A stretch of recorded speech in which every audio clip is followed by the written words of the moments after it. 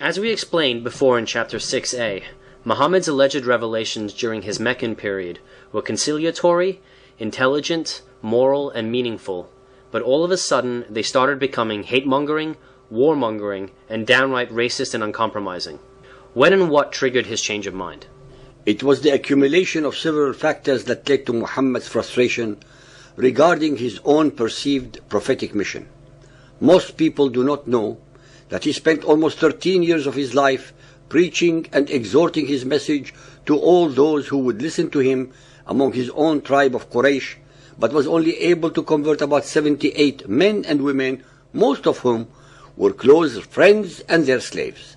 13 years that ended with the most abysmal of results. The Meccan pagans, his own tribe, refused to follow him for good reasons, I may add, since it was he who was the first in attacking, insulting, and denigrating all their beliefs that they had been holding for centuries. It was he who was telling them that all their ancestors are burning in hell. It was he who asserted that their children, because they were born in unbelief, were suffering the torments of hell. It was he who was changing their traditional tribal and filial loyalties to insurrection and insubordination, pitting sons against fathers, brothers against sisters, servants against masters. It was he who split first his Arabians into two warring camps, those of the so-called believers against those of the so-called unbelievers. It was Muhammad in his Quran who divided the humanity into two groups, those of the so-called believers eternally fighting, forcefully converting, subjugating or annihilating the majority of human beings called unbelievers. It is his followers who project this aggression and the supreme but totally unwarranted and baseless sense of superiority upon the remainder of humanity, showing them neither respect nor mercy or compassion, as we see on our TV screens and read about in our newsprint every day all over the globe. Muhammad was satirized, ridiculed, and insulted by his own family and tribe because they knew very well that he was plagiarizing, plundering, pirating, and or perverting stories that they themselves had already heard during the Ukaz fairs from Judaized and Christianized Arabs. Contrary to all the lies and perversions of facts created by the followers of Muhammad against the pagan Arabs, they could have had him slaughtered at any time they chose to, but did not do so to one of their own whom they considered possessed by evil spirits. They were of course right in their analysis, but never would have believed the depraved degree that he would in the end stoop to achieve his own selfish agenda. It was a very unfortunate error of judgment for the pagan Arabs that they showed infinitely greater mercy, compassion, and decency towards the renegade Muhammad than he later showed to them. It is typical of Muhammadan Muslims, who live in a culture of total denial, to conveniently ignore the fact that it was Muhammad who initiated the attacks and aggression against his own people and not the other way around.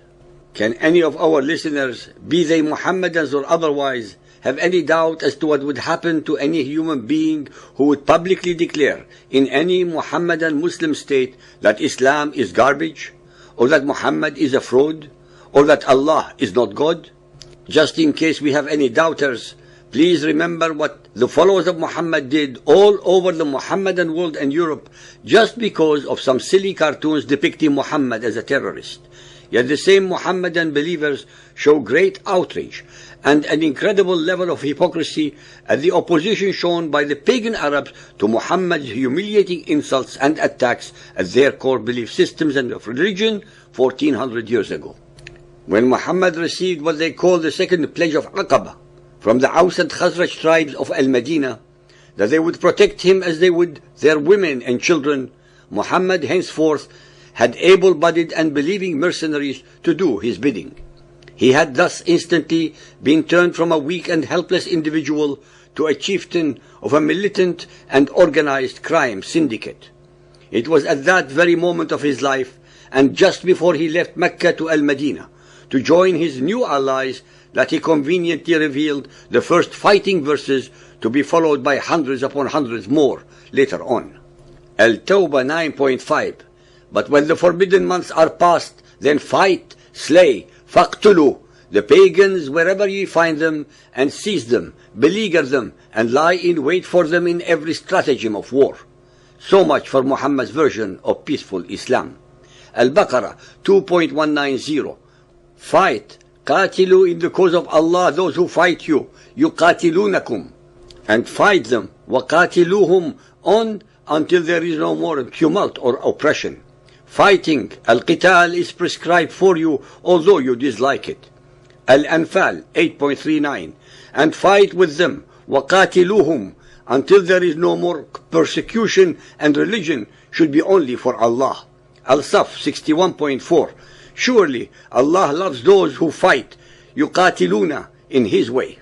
This word qatl and its derivatives are repeated in the Quran and Hadith at least 35,213 times. Sahih al-Bukhari 4.256, narrated by As-Sab bin Jathama. The Prophet was asked whether it was permissible to attack the pagan warriors at night with the probability of exposing their women and children to danger. The Prophet replied, they, i.e. the women and children, are from them, i.e. pagans. In this command, Muhammad establishes that it is permissible to kill non-combatants in the process of killing a perceived enemy. This provides justification for the many Islamic terror bombings. Sahih al-Bukhari 4.220, narrated by Abu Huraira. Allah's Apostle said, I have been made victorious with terror. Sunan Abu Dawud Hadith 2635, narrated by Anas bin Malik. The Prophet said, I am commanded to fight with men till they testify that there is no God but Allah, and that Muhammad is His servant and His apostle. Face our Qibla, the direction of prayer, eat what we slaughter, and pray like us. Far from being mere theological construct or history, the violent verses of the Quran have played a key role in the many massacres in Muhammadan history, including the brutal slaughter of tens of millions of Hindus for 5 centuries, beginning around 1000 AD with Mahmud of Ghazn's bloody conquest. Buddhism was very nearly wiped off the Indian subcontinent. Judaism made the same fate in the Middle East as did Christianity, there as well as across North Africa and parts of Europe, including Turkey. Zoroastrianism, the ancient religion of a proud Persian people, is despised by Mohammedans and barely survives in modern Iran. So ingrained is violence in the cult of Mohammedan Islam, it has never really stopped being at war either with other religions or with itself.